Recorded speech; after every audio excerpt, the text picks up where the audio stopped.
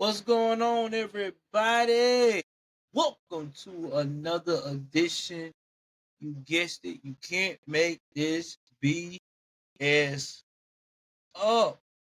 It's your host, Joel Davis, back at you live again. Man, I hope everybody had a good Father's Day. I had to push back an exclusive segment that we're going to start having on Fridays. It was supposed to be released last Friday, right? It's supposed to be called Black Friday, where we talk on black crime stories, true crime stories. Most of it's probably going to be involving, murder and mayhem, but just from in the black community. But I don't know. I think that I was working on it, and then we had a family emergency. So I had to stop, get that family emergency handled, and then I had to do like I think 4 or 5 takes before I got it right because I just had a crazy weekend. But thank God that the Lord has came through and made that situation a little better. It was a okay Father's Day, a little somber, but God made everything a whole lot better. Uh, So getting back to the situation that I wanted to tell you guys about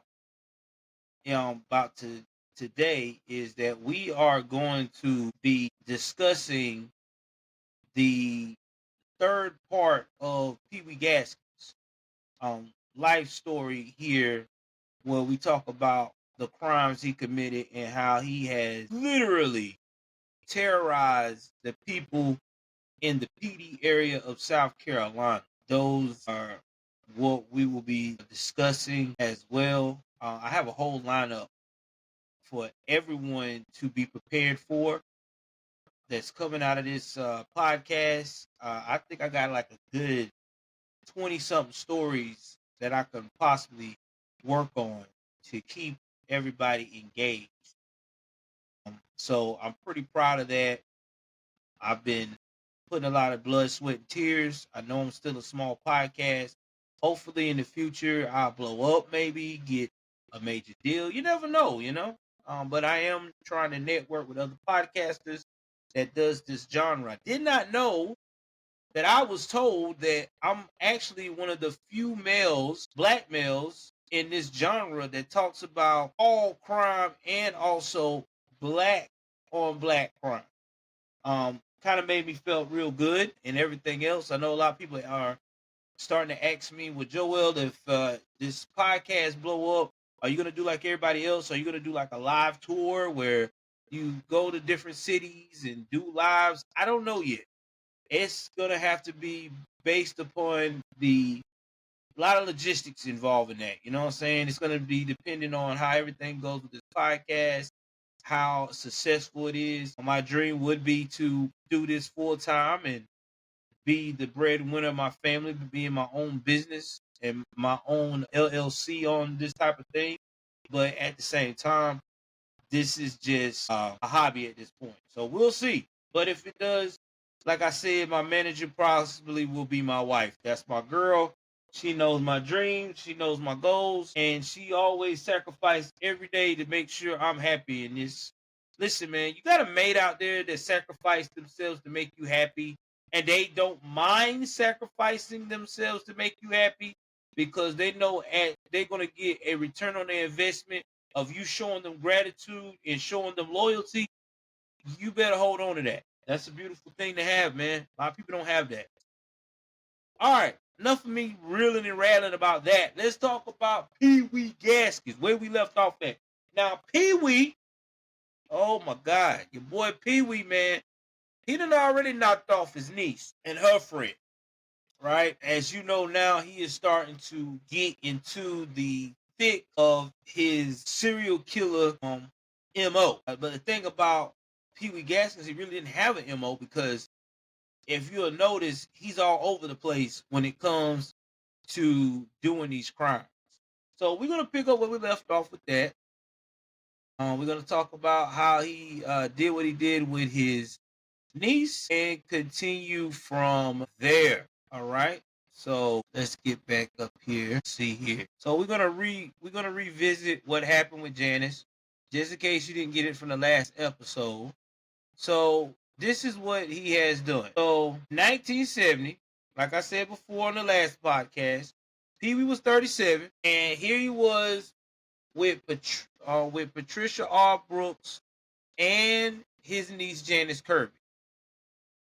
All right. Now, according to Pee Wee, he ran into Janice and Patricia one night at the local burger joint. He found out Janice had drunk a few too many beers, and it passed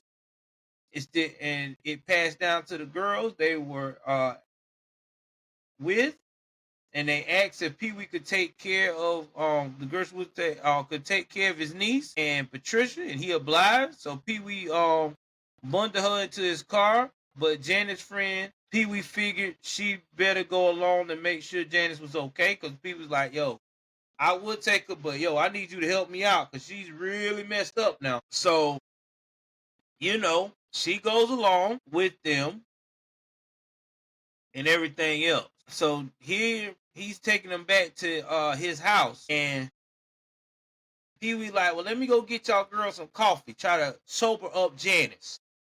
So he tried to sober up Janice. Janice drank this coffee and wound up just throwing up all over herself. So Pee Wee sees this and like, yo, listen, I can take you back to my place. You can get cleaned up. So all of a sudden, Pee Wee get this bright idea, okay, that he was gonna go ahead on and rape them instead of taking them back to his house. So he took them out to an old rundown tenant house that he used to have someone rent, and he knew that it's out in the country. It's a bunch of woods. He done got these girls guard down because, he's Uncle Pee Wee, right? Janice feel like her uncle would never do nothing like that. And all of a sudden, he pulls a knife on Janice and he put it up to her throat. But then he fell because Patricia slammed Pee Wee in the back of the head with a 2x4. So the two of the girls run out the wood. Pee Wee's tough, okay? Pee Wee like, all right, y'all hit me with a 2x4. Don't you worry. I'm catch you motherfuckers. Oh, go catch you. So he started running after them with the gun in his hand. You know what I'm saying? Shots at the girls. In fact, excuse me, not at the girls. He actually fired a shot in the air. And after he did that, the girls stopped. Basically, he done scared them to death, and he was like, yo, you going back to this house. So he marched the girls back to the house. All right. And then, because he wasn't done after another, they try to, the girls, again, try to fight for their lives because they were like, all right, we know what's about to happen. But Pee Wee got the upper hand again and knocked out both girls with his pistol. Now he got them unconscious, half dead. And then that's when he was like, you know what?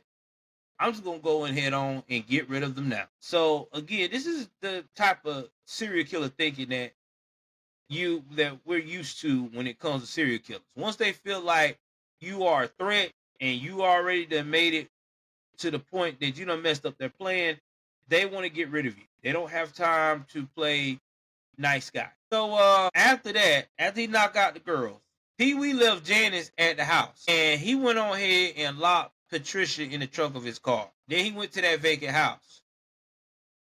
Now he knew that he had a septic tank at that place, and he managed to get the cement lid off the top. This is where he said what he did next. He planned it to crack her skull open to make sure she was dead. But he said he decided that would make too much of a big mess. So I just lowered her into the sludge and waited until there wasn't any more bugs. There's no push the cement lid back into place. And the only reason why we know this is when it's true is because 6 years later, Pee Wee gonna lead him to that spot. So that way the body of Patricia Allbrooks was. And that was just brutal. Now, anyway, Pee Wee got back to his niece Jan, which had died from her injury. Because he had beat her up so bad with the pistol knocking him unconscious and everything. So he decided that he was gonna take her out back and bury her and cover the ground with pine needles, and her body was never found. And that's because Pee Wee Gaskins never told him what tenant house he buried her at. But anyway, he told the kinfolk, told everybody that the girls were planning to run away and that they were asking questions about kinfolk in California. And he told everybody, including his people, the family, his sister, that, he let them out and they got in a car with some boys he believed were from Orangeburg. And let me do it in Pee Wee's voice. They got out of the car on Orangeburg, and last we seen them, they went down to Ketchup Town, and yeah, right next to Lemonville, which is the last time I seen them. So everybody just believed kids run away, because who wants to believe they brother would kill his niece? Nobody wants to believe that, right? So they're like, all right, and her friend, they must have ran away. Because this is the 70s. That's what everybody was doing anyway. Young girls and guys did not want to be home anymore, listen to their parents' rules. The first thing they did was get their bag of stuff, pack it up, start walking down the road, and start using their thumb to catch a ride. And they would get to a destination they felt like they could make a new start and go from there. And that's what a lot of young people wind up doing back in the day in the 70s and some parts of the early 80s. That was the norm. Everybody did that all across the country. I know you're probably saying that's crazy because today and age, hitchhiking is like playing devil, is like rolling the dice of possibly getting assaulted or murdered. But back then, times was different. Everybody was taught that everybody was pretty much good and nobody didn't have time to be trying to hurt you and stuff. That's how these serial killers got away with so many murders, because everybody was unsuspected. So anyway, over the next 5 years, Pee Wee has begun to doing a lot of killing. Okay, and I'm going to read some of the victims that he has already killed later on into this story, so you can get an idea on when we get ready to wrap it up. Now, this is, like I said, these is confirmed 12. So the reason why these two girls went missing, and there was really not a lot of coverage on that case, is because another high-profile case jumped in the laps of local law enforcement. See, a girl named 13-year-old Peggy Cutnow's father was a state senator. And of course, when she was missing, all the resources went to her, and even more were dedicated when Peggy was found murdered 2 days later. Now, a guy named Junior Pierce went down for that crime, but Pee Wee claimed he was the one who actually was responsible. So that's always been a toss-up. There's been a controversy about that case for years, that this guy was evidently falsely charged for that crime. But again, Pee Wee said he did it. And not to mention, Pee Wee's original name was Junior before he started going by Pee Wee because of his size. So I'm going to keep going right along here. So again, this is on the Final Truth, on that book that he claimed that he was the one that killed Peck. And he said he did that because she sassed him. Now, when they said sassing, that means she talked back to him whenever he basically was engaged in talking with her. Yeah. So he said that he stewed over this for like 2 days, about this girl just getting all out of whack with him, this Peggy girl. And he was in Charleston at the time, and he was sitting at the Crab too. And people said that he decided to do something about this girl. So he decided to set up an alibi for himself by riding a tourist cabin by renting, a tourist cabin in Charleston. He made sure everyone in the regular bar in Charleston saw him there. He said he then drove, and then he drove well to the bar, man. And when he went to the bar, he wanted to make sure that people saw him sitting on his favorite stool. Then he liked to be sniffing his favorite flower, and he just wanted everybody to know that he was there. So he wanted to make sure that people was like, yeah, I saw Pee Wee. Pee Wee right there. He ain't no way he did what y'all think he did with that girl. He was right in here with us. Now, he decided after he done got himself with an alibi, he drove back to Sumter, where both he and Peggy, the girl that we were talking about in this story, was also residing, Sumter, South Carolina, aka Sumter County. He found Peggy, kidnapped her, tortured her, then left her body in the middle of the road to be found. He said the reason why he left her instead of sinking her in the swamp, as he had almost did all the other bodies, was to prevent cops from accidentally stumbling upon other bodies that Pee Wee had killed in their search. So I don't know. This sounds like to me that he's telling the truth. I don't know how true it is, but it sounds like to me Pee Wee is really telling the truth about this story. And everything. Now, Pee Wee was working on. Now, this is why everybody also think that this is actually true too, because Pee Wee was working on a house on the same street that Peggy lived on, and that house was on the way back and forth to where Peggy walked to go to school. Now, they also know that Pee Wee was questioned and investigated for Peggy on cut now murder. But despite Pee Wee already being a very recent suspect in the disappearance of two other girls around that same age, this is what one officer said about him. Pee Wee is a small town punk who talks and acts tough to get women to notice him. But that's all he just talk. So you're just a horrible police officer, is what I'm thinking. Because if the man is already around young girls and there are think he's cool or like him or drawn to him, there's a good chance that he's probably has done something sinister. No one, just a grown man, just hangs out with little girls without sinister intentions like someone like Pee Wee Gaskins. Not a predator. So anyway, we're now gonna go to the next part. We gonna get my transcript. So now I'm gonna drop my thing. I'm gonna drop my mouse, y'all. Hold on. So now Pee Wee done switched up now. Now Pee Wee is now infamous with driving this Hearse.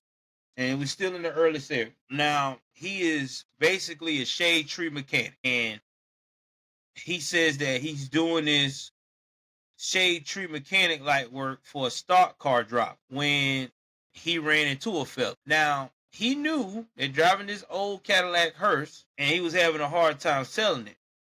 So this is how Pee Wee acquired the Hearse anyway. Let me retrace my steps if you want to know how he got this infamous Hearse. So Pee Wee picked it up for next to nothing from him and said, "Hey man, I'd love to have that car. I think that'd be a cool vehicle. It's different." So when people see him drive the car, he would tell people that he got a Hearse to drive dead bodies of people that he knocked off and put in his private cemetery.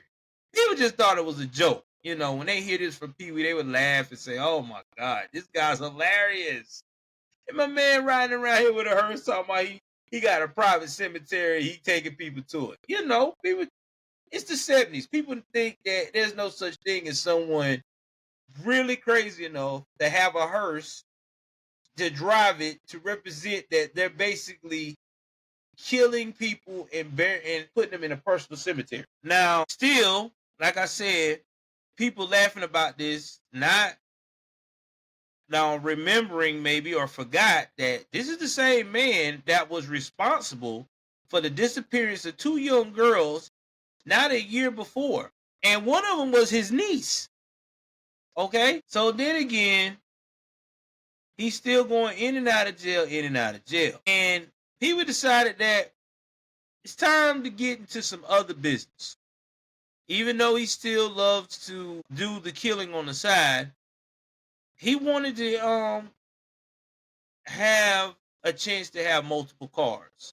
In fact, he wanted to not buy them. He wanted the five finger discount system. So he started a car theft ring. So, he can do the car stripping that he's so good at and, sell the parts, make money, rinse and repeat. There is rumors that people are coming after him for the disappearance of these two girls. But, he's hiding in, keeping it low key. But while the credible people are trying to pin this on him, the local police, they still not taking Pee Wee Gaskins serious. The jokes and people talking about, he rides a hearse, he got a private cemetery. They're like, whatever, man. It's Pee Wee. That dude ain't right in the head. Ain't, he just a small time, slow acting punk that's just has no business, that has no idea of what he's talking about or what he's doing. So, again, while Pee Wee got this ring going on, he killed someone else. In 1971, he killed a woman named Martha Dix. Now, this is, again, the third murder, and his first racially motivated one. Now, here's the strange thing about Martha Dix. Martha Dix was an older black lady that used to do some work for Pee Wee. Now, they said that she would do work for Pee Wee and stuff, and Pee Wee, she would help Pee Wee, and they said in a way, now this is just, like I said, what I've heard from people around my way and people that know about the case, have said that Pee Wee and this woman had a relationship on the low going on. Like when Pee Wee needed to, get his rocks off, she was there to, provide that service, and he'll throw a little money and she go her way and he go his way. Now, there was a rumor that one time Miss Martha Dix got pregnant for Pee Wee, but she got an abortion. Now, that's what I heard. I've been trying to research and find out if that was credible or not, but I've never found no credible information about this. But that's what was told to me from the grapevine from the Carolinas, in the same area that Pee Wee Gaskins was from. But either way it goes, I just know that in his final reveal about this woman was that she was also Martha Dix was a part of the women sexual liberation movement of the 70s. You know how women started becoming take charge, free to show how sexual liberated they was, and didn't care who knew about their sexual preferences and lifestyles anymore. The rise of the LBGT. She was part of that because she was also bisexual. And sometimes she would go by the name of Clyde.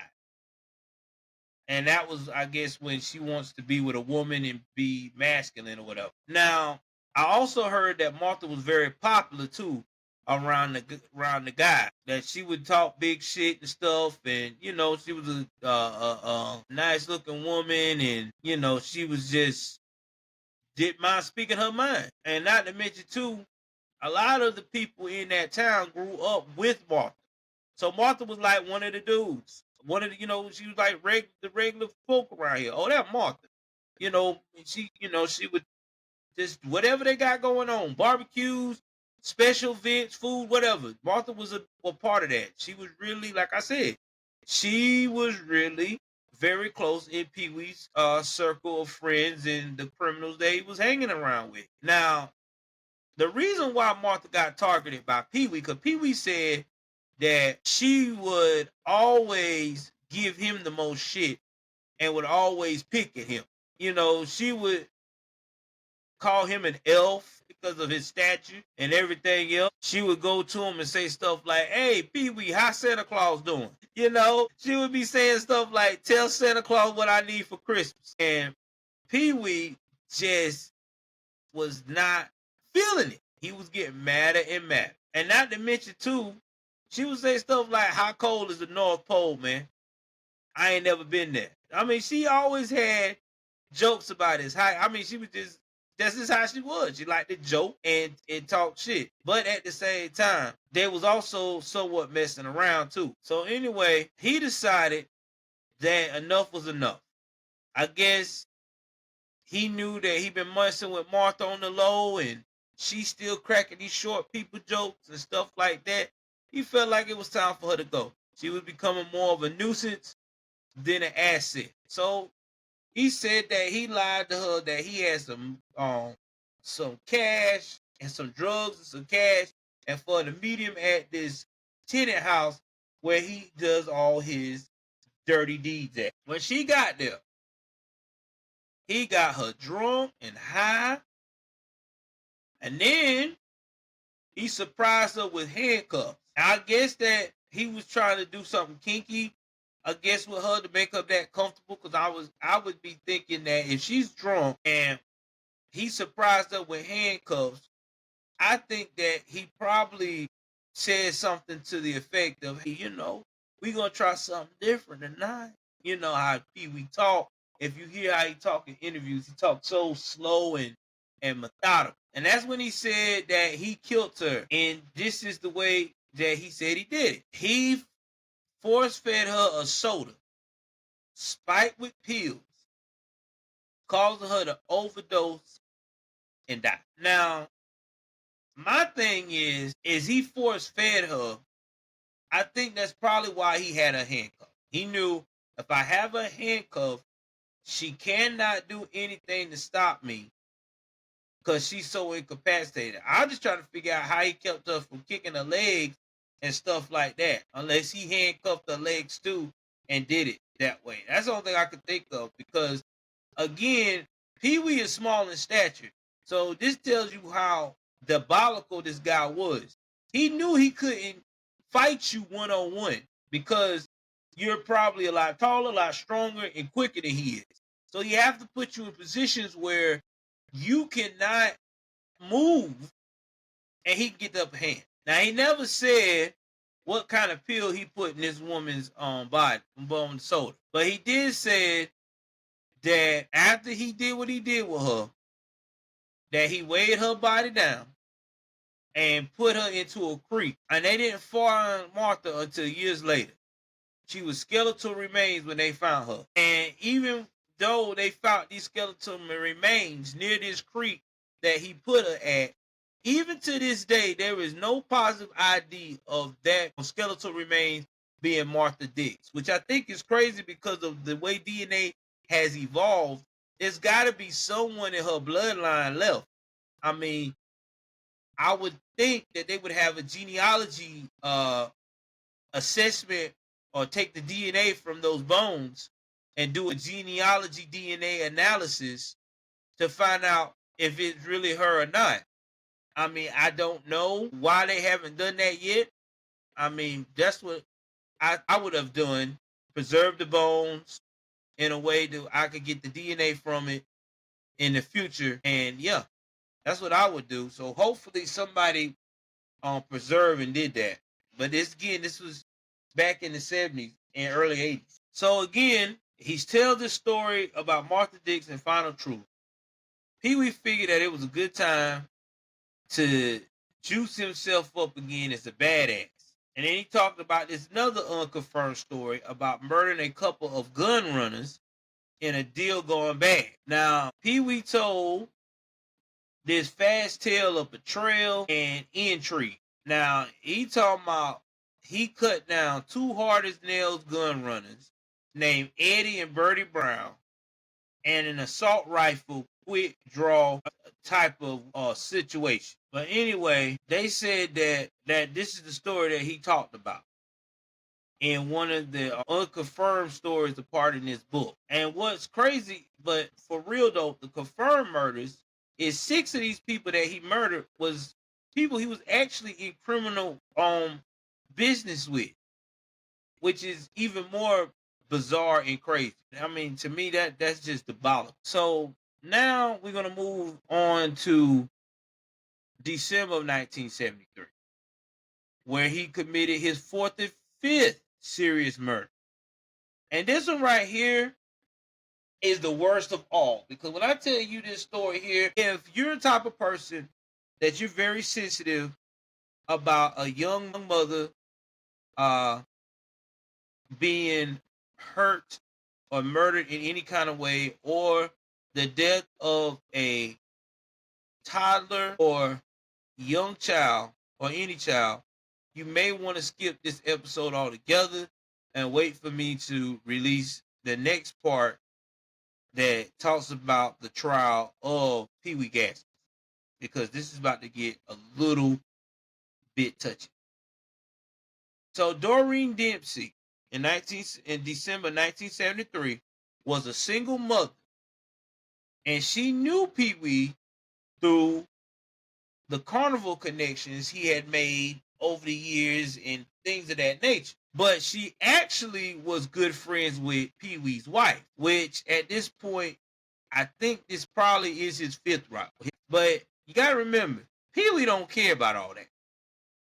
Because one thing about Pee Wee, if he's gonna take you out, he's gonna take you out, regardless of who your relation is. Because he already done took out his own niece. So you know everybody's fair game. So Doreen Dempsey, she was a white lady.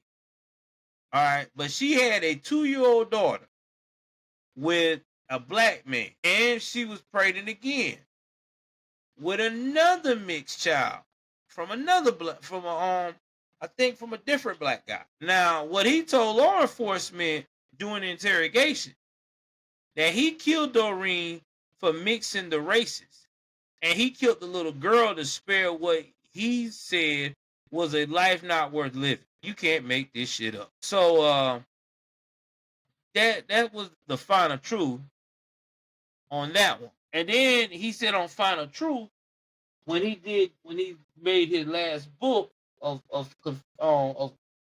confessing, I don't know why I keep dropping this mind.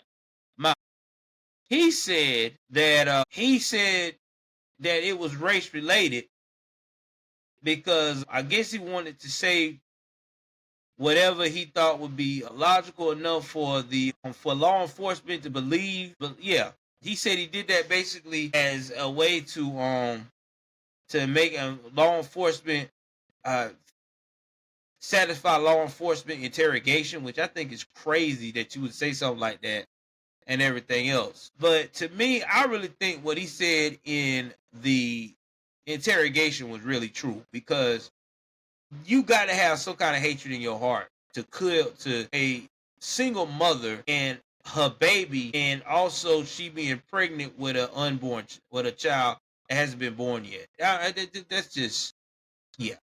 I'm sorry, I have to go with that one. And then, not to mention too, he said that he did that also because he thought he'd get basically less time and he could get out of jail. Because here's the thing though, this is 1970 South Carolina, and the world was changing, and there was a lot of social justice reform for race relation going so hard even in the 70s. So I don't think that even if he tried to play that game, that would have worked in South Carolina.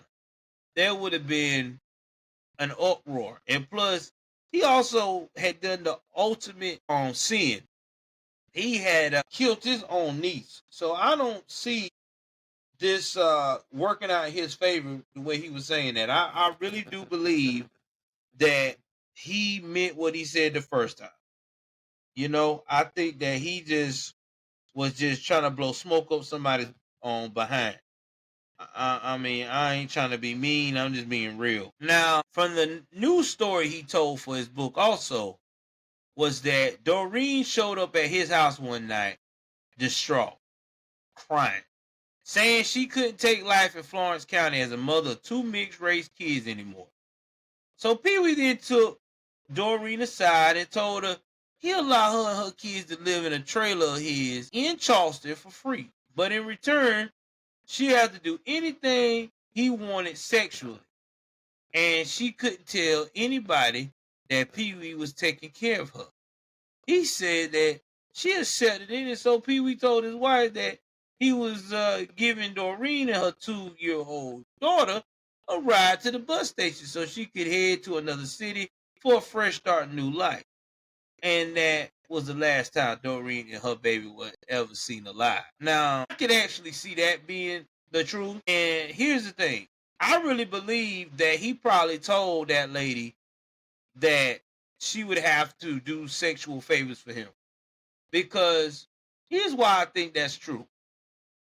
This is 1970 South Carolina. Not too many people are seen with mixed kids in that area back then, or black and white couples. And if you did see it, it was a whole lot of hard looks. I really do believe that she was probably getting at her wits' end.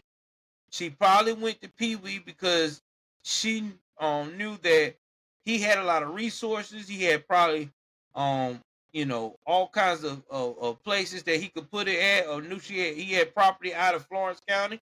He probably told her, yeah, you get your place in Charleston and I'll drive you to the, and I don't think he said he was gonna drive her to the bus station. I think he told her he was gonna drive her to Charleston.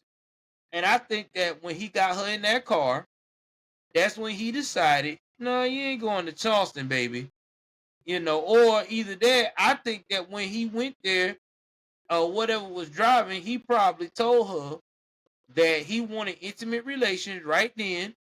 And she probably told him, no, Pee Wee, I'm not comfortable doing that around my child because the child is 2 years old or whatever. And she might even told him that, well, when we get to Charleston, or whatever, we can seal the deal then and start this up. And I think that that's when he got upset because he felt rejected because she wouldn't do it right then and there. And I think that's why he did what he did to her. I don't think this was nothing about this whole, he did it on his own free will after he made this promise to her for sex anytime he wanted and then decided to knock off. I mean, you got to remember, Pee Wee was also a sexual deviant, and sexual deviants, if they can get it right then, anytime, any place, they're not gonna mess that up because that's satisfying their own ego. And you got to remember, he's a little sadistic too. So, yeah. So I really think that what happened. I really do. So anyway, Doreen's body 2 years later was found buried in a 2-foot deep grave under a sawdust pile near Pee Wee's house, and the baby was found stuffed in an old stump hole and covered in dirt. It was crazy too. They said that was just so disturbing. And again, it was never investigated because people thought she left town, and plus nobody didn't really like Doreen because of the situation of what Doreen had. She had a mixed baby and another mixed baby. So again, that was frowned upon very heavily. She had a mixed baby and pregnant with another mixed baby. Now, and I think they said it was from 2 different black men. So yeah, that was frowned upon back then. So nobody was in line to try to be worried about this girl. She was considered damaged goods. So anyway, after this happened, what else happened? Again, Pee Wee went back to running his business with the car stripping stuff. And while doing so, Pee Wee ran into some trouble with his partners, Jesse, Ruth Trudy, and Johnny Sellers. Now, Jesse Ruth Trudy, which is a woman, but either way it goes, Jesse Trudy, ex-husband, James Judy, paid Pee Wee to kill Jesse Trudy and Johnny Sellers because Johnny Sellers had stolen James Judy's wife. You can't make this shit up. It was $10,000 that was paid. Pee Wee claimed for him to do this and to also knock off her new lover Johnny Sellers. But either way it goes, James Judy went down for this murder. because he got 10 years because police believe that he had hired Pee Wee to commit the murder. But Pee Wee said the reason why he murdered Trudy and Johnny was because Johnny had sold a bunch of car parts for Pee Wee and hadn't passed along the money. But to me, I think there's a whole bunch of line here. Because to me, I really do believe that the way Pee Wee's reputation was and the things he was doing, and I'm quite sure his cohorts knew that his business partners knew how dangerous Pee Wee was. I don't think that dude would have messed with Pee Wee money like that. I'm quite sure he would have gave Pee Wee his money. So I think it's really this guy paid him this money to knock these people off. Now, they said that he lured Johnny out in a secluded area and shot this man in the head. Then after he did that, and this all happened because Johnny kind of figured out what was about to happen, and he tried to run for safety, but it was too late. And then Pee Wee went back and he picked up Jessie, told her to the same spot about what he had done to Johnny, and wound up stabbing her to death. Now, I already know a lot of people are going to say, how in the world is this man is able to put fear in these people, and he's only 5'2" and 140 pounds soaking wet? Well, here we go again. You got to remember, Pee Wee knew how to exert fear to people. And y'all got to remember, back then, people were very afraid of guns. If they didn't have a gun on them and you got a gun on you, it ain't like you see now where people know all kind of tactics to take the gun from them and all that stuff. And not to mention, Pee Wee was small and quick. So let's say they would have got the gun from him.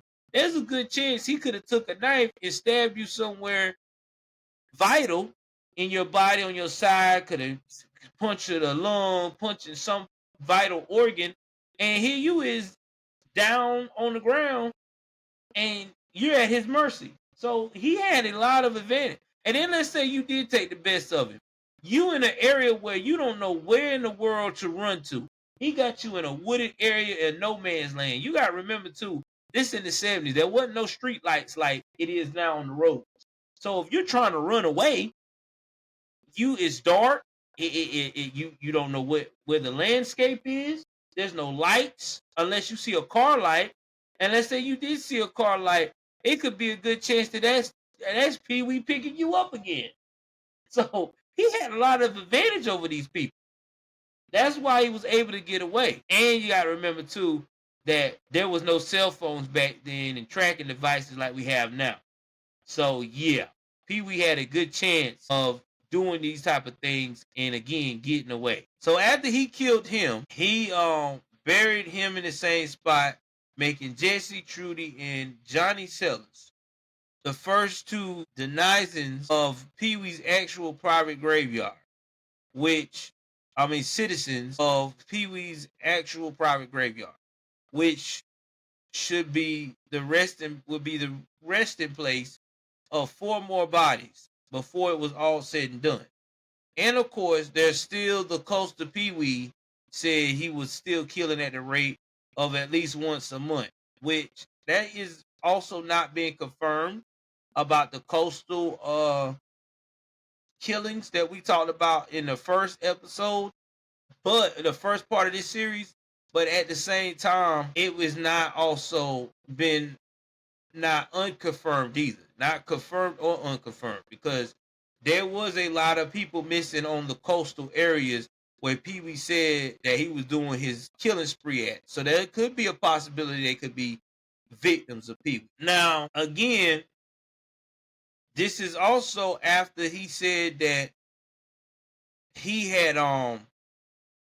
cut the testicles off of 2 boys and force fed them. And then he said something about he would stitch them up with some kind of molten plum bomb, which I still don't know what the world that is. And that's the way he dealt with them for like snitching on him or putting him in a situation where he could get caught up by the cops. So, I mean, I'm telling you, this dude was on some craziness. Now we're going back to another hired possible killing from Pee Wee. Now, this lady, baby, in 1975, when this happened, and this is Pee Wee's last year of freedom, he was hanging out at Sam's Club.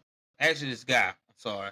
And he was approached by a man he knew from prison named John William Kemp on Powell. Now, Powell said a friend of his was trying to get some revenge on a former lover. And Powell figured Pee Wee was just the man for the job. That's what it is. It is a woman. I'm sorry. And the client that he was referring to was Susan Kipper. Now, Susan Kipper was this attractive blonde lady. She had been involved with a married wealthy landowner named Silas Yates. Now, Susan Kipper's family tree, her nephew used to refer to her as Aunt Monkey, and that is Rob Thomas of Matchbox 20. That's right, Matchbox 20. The guy from Matchbox 20. This is what we're talking about, his aunt. Now this is what Pee Wee is basically saying about this lady back in the day. So anyway, things have been getting hot and heavy between Miss Yates and Kipper for a while. I mean, Yates is selling off a bunch of property. He trying to buy this woman gifts. He brought her a trailer. He brought her a brand new sports car.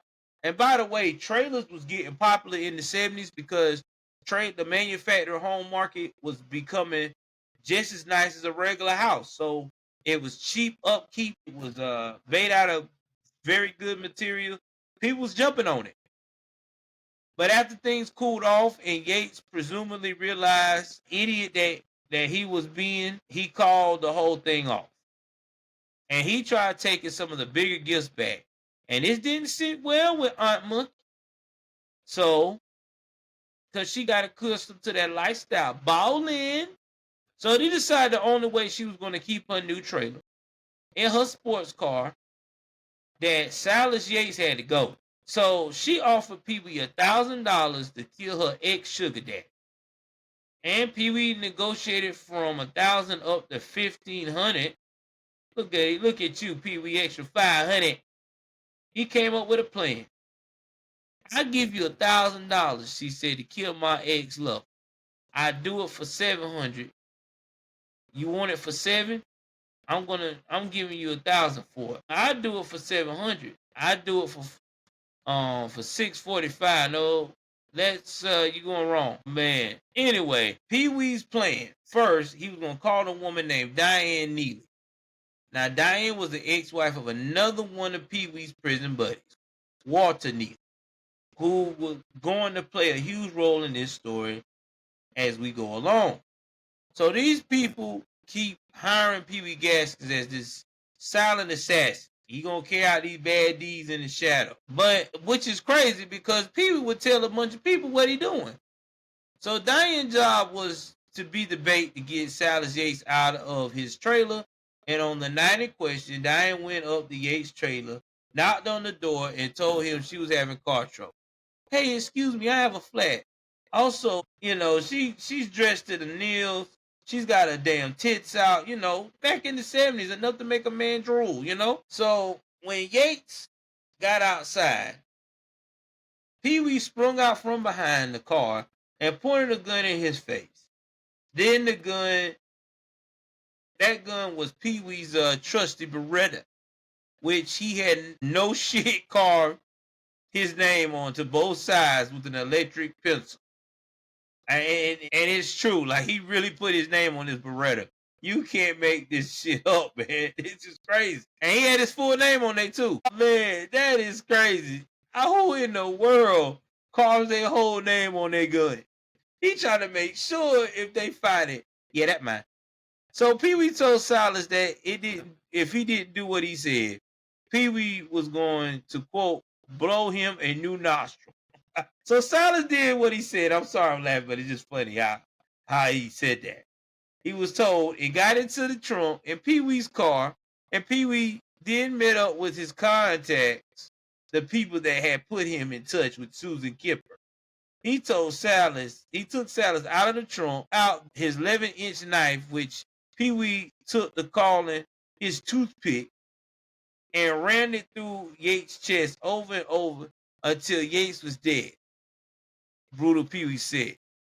He then made the other two men bury Yates, as he was only paid for killing, and killing was all he was going to do. My God. I'm sorry, man. This is crazy. So anyway, Bates was buried, the job was done, and the three men went they separate. Now, Pee Wee said that after he killed Yates, he tracked down Susan Kemper, aka Aunt Monkey, and he said pretty soon they started a sexual relationship. Lord, Pee Wee finally got somebody to give him some of the cat. Lord Jesus. Pee Wee made damn sure to say as many times as he could how good looking Aunt Monkey was. He was proud of this lady. And he said that their sexual relationship, even when she was relaxed with me, even when we was laughing together, I could feel her fear. She was the one who told me that whenever I come, she felt and smelled and tasted violence and death in it. It's not just because I would eat a whole cigarette for dinner, and that's not just because that's all I had was chicken tenders and Gatorade. Lord Jesus. Lord have mercy. This is crazy. Woo, boy, I tell you. Now, anyway, after murdering her ex-boyfriend, she did end up going to jail as well. And a lot of people going down except for Pee Wee, but then a lot of people think that it could be a big lie. But I don't know, man. I mean, he's been pretty thorough with everything so far. He's been pretty thorough so far. But anyway, I am going to stop here because as I can see now that this next part of the episode, because we've been recording this joint, man, about a good hour and 15 minutes, which I'll probably be about after I edit a little bit. It'll probably be about almost 50 something minutes. We're gonna talk about how more bodies are starting to come up with Pee Wee Gaskins in the trial. And let me tell y'all, that next episode about the trial is about to be wild. Like Pee Wee Gaskins' trial and mannerisms and behavior is insane.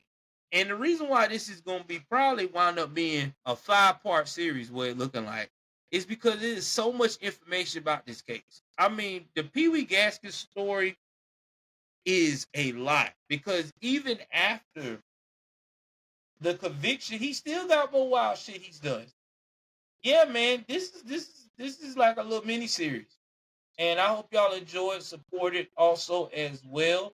But before I get off here, let me show you the picture of his niece that he did. I know someone wanted to see that last time, so I'm finna share y'all that picture right now. Now, this is a picture of his niece. This is his niece. Rest in peace to Janice.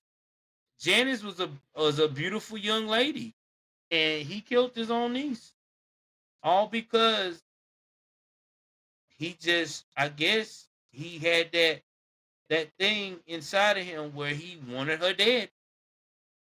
And you could tell that this picture here was probably maybe a little AI designed to make the color features, because the original one she's in black and white, but still she was a pretty young lady, very very young. She was only 15 years old. If she would have been alive today, she was born in 1955. We're talking about she would have been turning 70 this year. 70. Sad, isn't it? Her own uncle just took her life out because he's just a sick man. And that's sad. But anyway, before I wrap up, guys, shout out to the cold cases. I want to tell y'all guys too, keep following these news about these cold cases because they're really, the new technology of DNA is really working. They just arrested a 93-year-old man at a nursing home for a murder he did back in 1965 or 67, something like that. Back in 1965, almost 60 years ago, or right at 60 years ago. And he was a young man. He was like 31 or 32 years old. They came to the nursing home while this man is in dementia, about to be on his last leg and die, and arrested him. Now, is he gonna make it to trial? Probably not. But that's just letting y'all know that they're not playing with this DNA. they are really going out here and putting the cuffs on you. So if you got skeletons in your closet and think because you 93, 94, 95, or even damn near 100, that they're not going to come and put you in jail, they will. They are really doing it. But anyway, y'all, please, get in the comment section. Meet me there. Tell me what you think about this Pee Wee Gaskins whole story. I mean, what y'all think about the mini series we're doing here. Also, too, drop in the comment section and please communicate with me if you really like the show and give it 5 stars. If you don't like the show, man, just go in the comment section and tell me why you don't like it. Because giving me a bad rating is not going to help me. Okay, we still are very new and we are still trying to move forward. And also, too, do me a huge favor, follow us on Instagram. You can't make this BS up ever. I had to change it because I got locked out of my other original account, which I'm pretty pissed off about that. And also follow me. You can't make this BS up on, follow me on Twitter, Uncle Murder, because I got locked out of all my stuff. I don't know what happened. And also follow me on TikTok as well, Uncle Murder, where I also post new episodes of our content every week. Again, please like, share, subscribe, support. We love you. I'm out.